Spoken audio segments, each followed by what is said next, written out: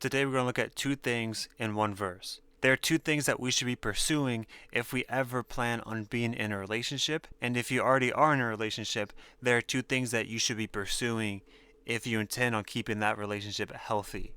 Flip with me to Song of Solomon chapter 1 verse 3. Now for context, Song of Solomon is two lovers talking to each other, having a conversation, and the woman in the relationship is going to say this in chapter 1 verse 3. She says, "Pleasing is the fragrance of your perfumes. Your name is like a perfume poured out. No wonder the young women love you."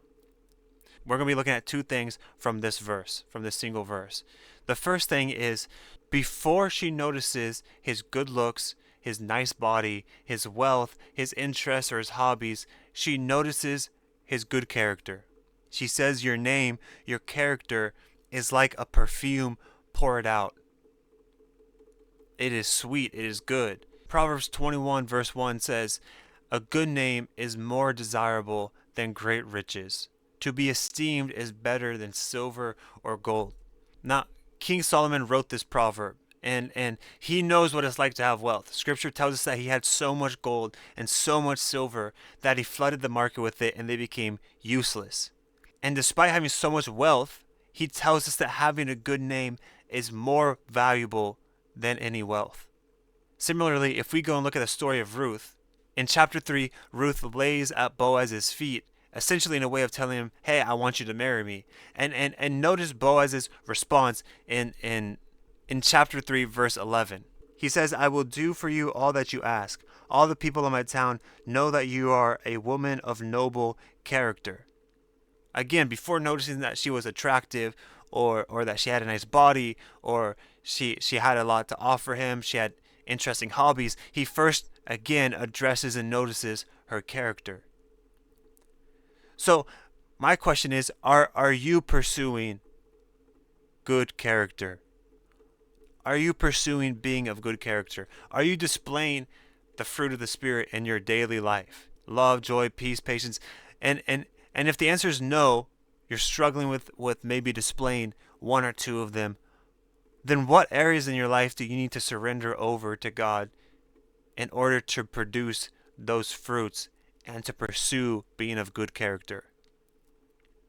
The second thing I want to pull out of that Song of Solomon verse is this last line here. It says, "Your name is like perfume poured out." And then this next line, "No wonder the young women love you." Now that line, "No wonder the young women love you," this girl is not talking about random women on the street. She's not saying that her man is walking down the street like Tobey Maguire's Spider-Man in Spider-Man 3, right? These young women that she's talking about loving him is her friends. What we see in the book of Song of Solomon is that there's actually a third party besides the man and the woman, and that third party is her friends. So she's saying, even my friends, no wonder my friends like you, because you're that of good character. And every man knows you don't just got to win her over, but you also got to win over her friends, right?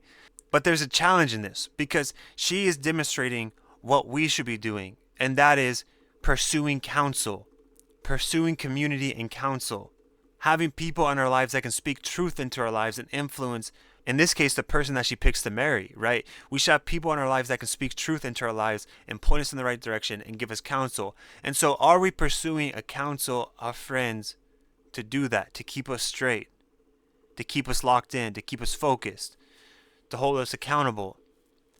We need people sharpening us. Again, going back to Solomon, he was the wisest person to ever live.